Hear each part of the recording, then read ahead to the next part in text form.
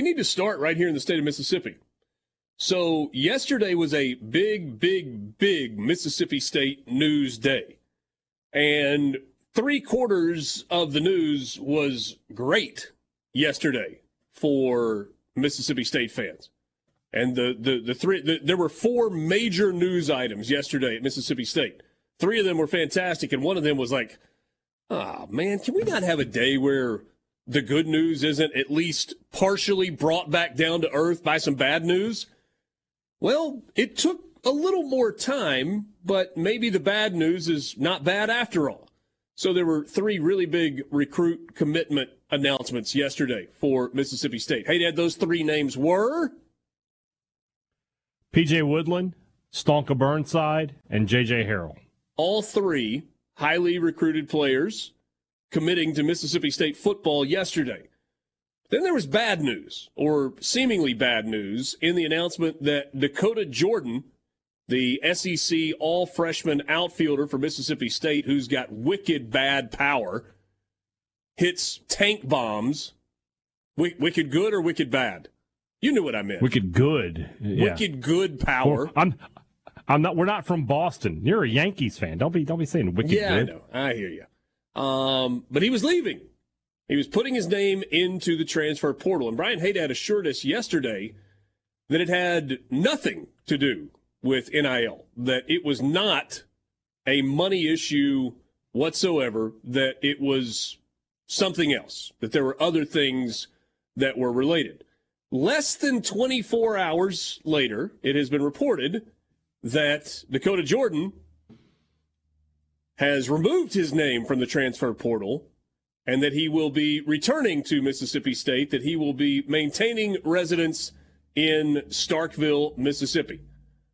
So, I will, before I opine just for a moment, Mr. Haydad, start with you by saying, what happened? I just want to know one thing. What's different? What changed? I just want to know one thing, and I'm going to ask, and Borky, you need to answer this too. Have either one of you ever gotten a phone call at 6 in.the.morning that was good news? 6 in.the.morning phone call, good news. I will say that I have not. Yeah, nothing. Just no.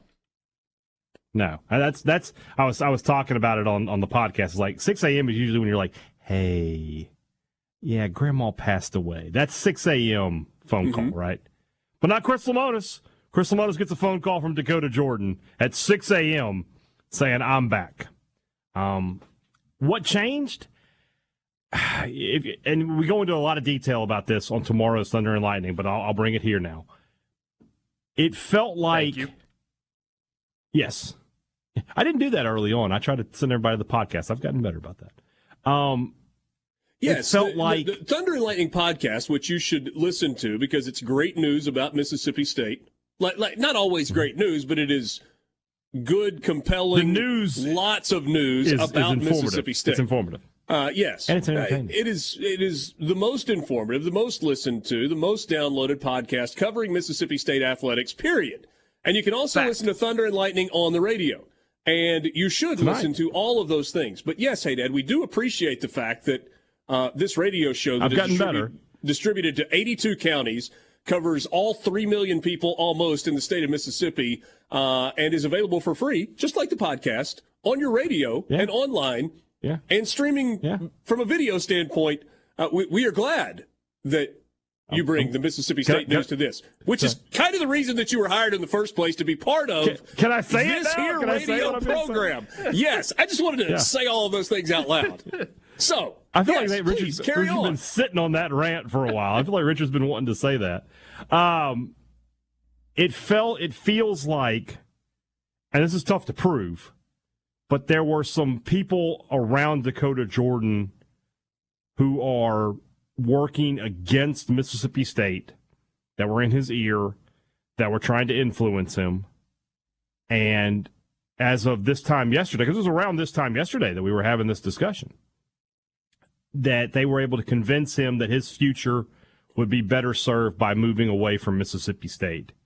And between now and then, and this is something I talked about on yesterday's podcast, again, I'll bring it here, that Dakota Jordan is probably a year or two away from being drafted and being a multimillionaire.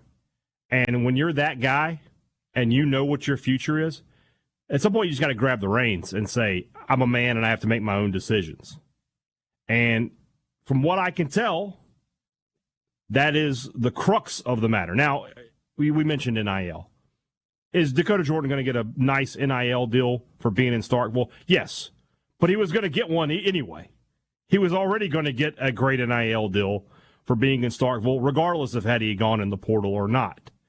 So if we want to make it an NIL thing, I'm sure it plays a role. I'm sure Mississippi State, this is going to sound weird, but knowing what Mississippi State does with baseball and knowing what Georgia does with baseball, I have great confidence that any NIL deal that he would get would be greater from Mississippi State than it would be from Georgia, because I don't see them just dropping big money into baseball, and Mississippi State would.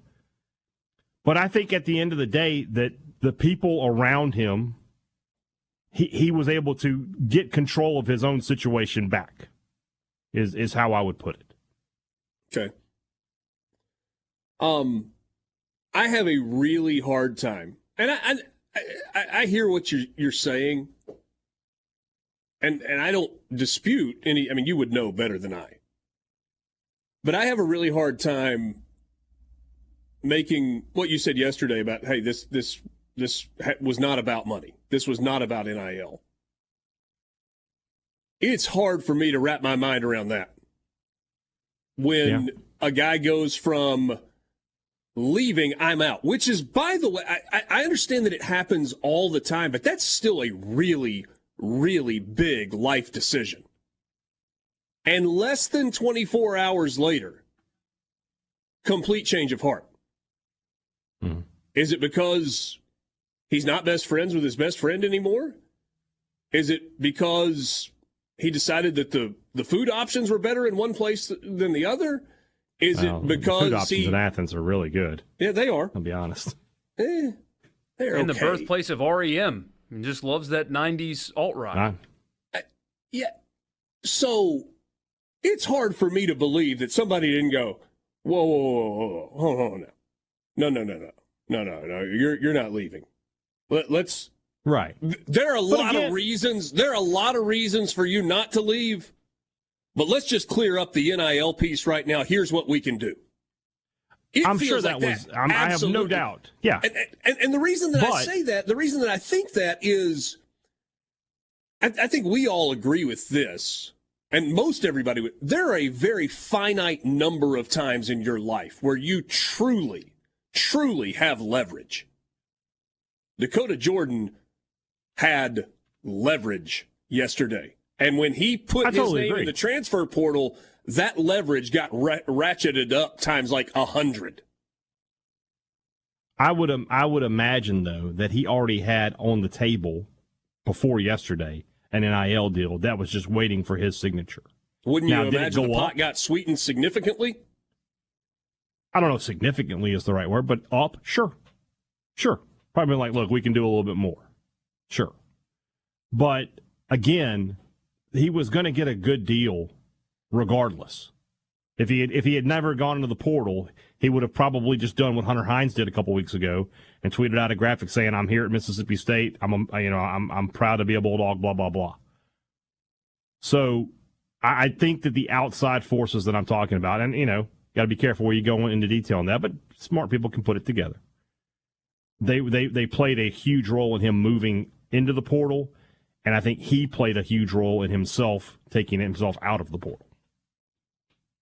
I think he decided to make his own way. Sports Talk Mississippi, streaming at supertalk.fm and SuperTalk TV. I stand by with a larger wallet. I mean, because that just 2 + 2's got to equal 4.